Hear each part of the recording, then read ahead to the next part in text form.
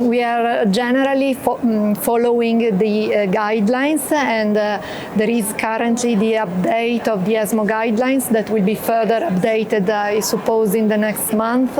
So the first layer of decision is actually based on the biomarker profile, meaning that we should assess patient for presence of 17p deletion, TP53 mutation, and immunoglobulin gene mutation status. But then, provided that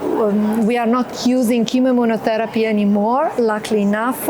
we can further tailor treatment decision based on one side on the comorbidity burden, the age, the concomitant medications, and on the other side, of course, we should take into account patient preferences. So I dare say that the general principle of the guidelines is that whenever we have available evidences of similar efficacy and similar or even better tolerability, we should favor fixed duration treatments compared to continuous, in general, BTKi treatment.